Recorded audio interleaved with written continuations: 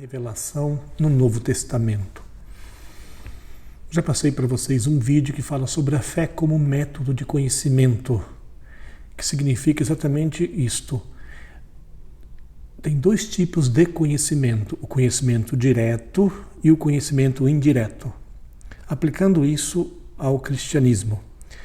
Os apóstolos conviveram com Jesus, viram ele fazer todos os milagres, depois viram ele morrer na cruz e o viram ressuscitado. E durante 3 anos o Senhor realizou inúmeros sinais, milagres, que pouco a pouco os apóstolos, na convivência com Jesus, se deram conta que ele de fato só podia vir de Deus. E pouco a pouco se deram conta que ali estava o Filho de Deus, o Salvador, o Messias.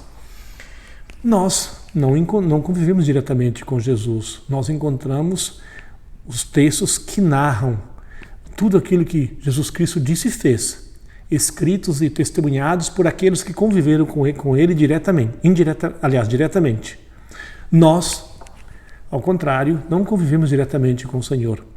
Nós temos os testemunhos e temos toda a riqueza da tradição da igreja que chegou até nós e temos os evangelhos. Ok? Portanto, nosso conhecimento de Deus é indireto, de Jesus Cristo, é indireto. Pela testemunha. Por isso, o método da fé é o método do conhecimento indireto, mediado por uma testemunha.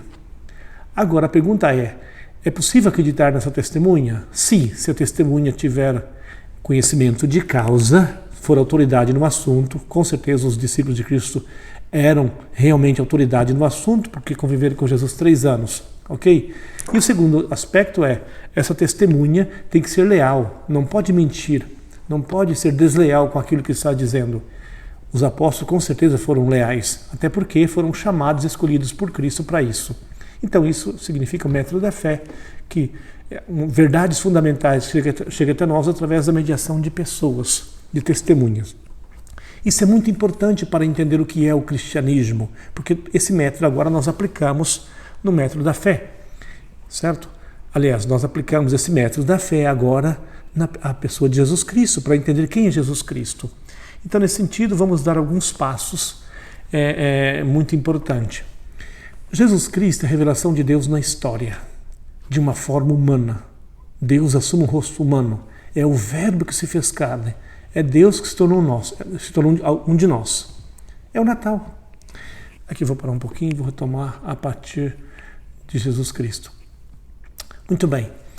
A revelação no Novo Testamento tem como fundamento a pessoa de Jesus Cristo. Ele é o verbo que se fez carne. É Deus que se tornou um de nós, que veio conviver e morar conosco e conviver conosco. Certo? Isso é o Natal. O Natal, o que é o Natal? Senão o nascimento do Filho de Deus, Jesus Cristo. Depois Jesus fez todo um percurso com os discípulos. Com 30 anos começou sua vida pública e conviveu com os apóstolos durante 3 anos, realizando inúmeros sinais que fez com que os apóstolos, pouco a pouco, chegassem à conclusão que ali não tinha um homem qualquer, ele só poderia ter vindo de Deus. Depois, como nós vimos na Semana Santa, ele é condenado, morre na cruz e no 3º dia ressuscita. Aliás, nós estamos num tempo que é o tempo justamente da Páscoa, e todas as narrações nas Santas Missas é sempre narração das aparições do ressuscitado.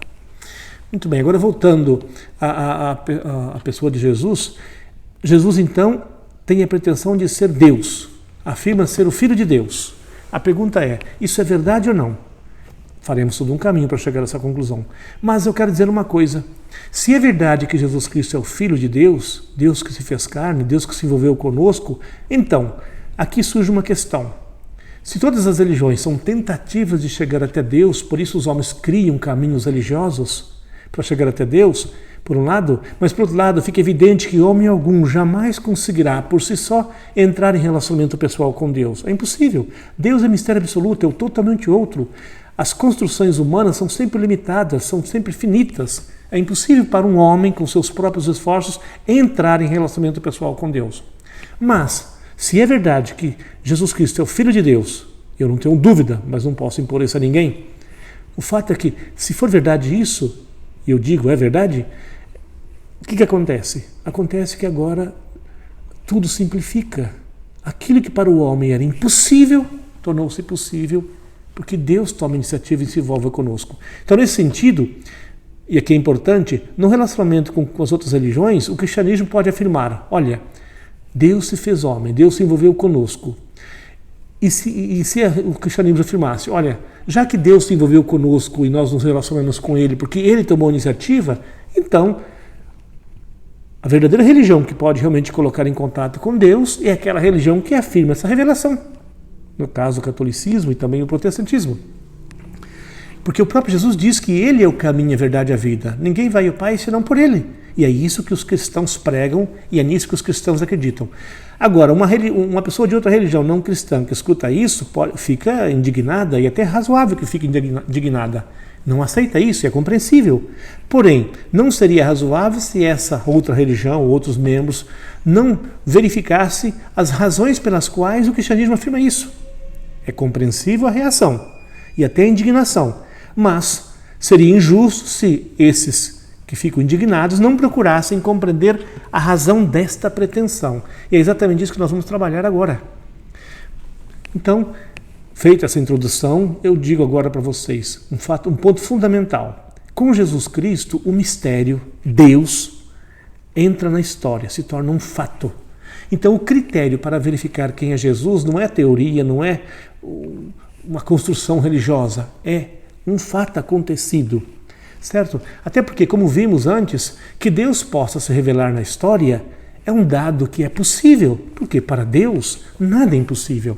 Aliás, quando Maria recebe o anúncio do anjo, ela que não era casada, era apenas noiva de José, ela disse, mas como é possível ter um filho se eu não conheço homem algum?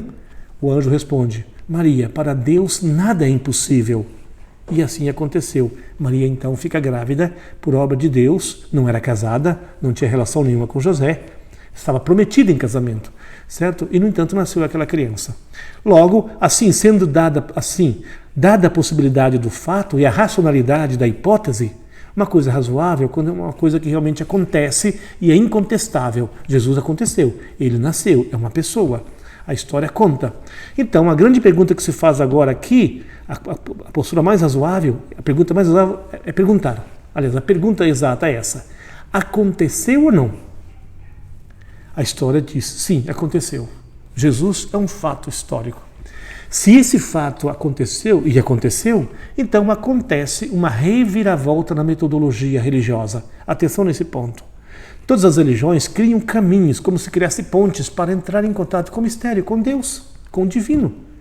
Já disse, mas isso para o homem somente isso é impossível, Deus é totalmente outro.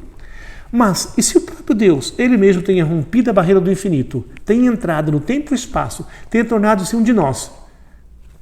Então, se isso aconteceu, mudou radicalmente o método, é uma reviravolta na metodologia religiosa. E aqui é importante explicar o significado da palavra método. Método vem da palavra metá, odós. Odós é caminho, metá é ponto de chegada. Por que os homens criaram as religiões? Tentando chegar até Deus, tentando relacionar-se com Deus.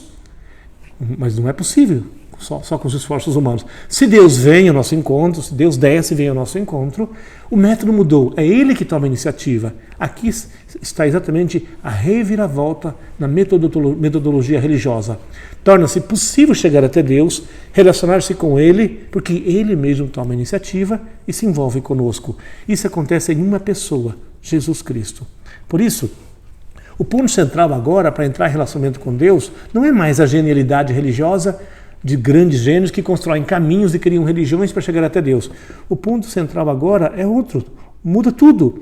Agora é deparar-se com um fato, com uma pessoa, Jesus Cristo. E o que entra em questão é a liberdade e a simplicidade de coração. Diante desse fato, ou você aceita ou você recusa. O método muda. Então, nessa hipótese, a metodologia religiosa, então, coincide com um encontro, com a experiência de um encontro. Os apóstolos encontraram um homem, ficaram fascinados por ele, foram atrás dele. Na dinâmica reveladora dessa hipótese, então, o acento cai aonde?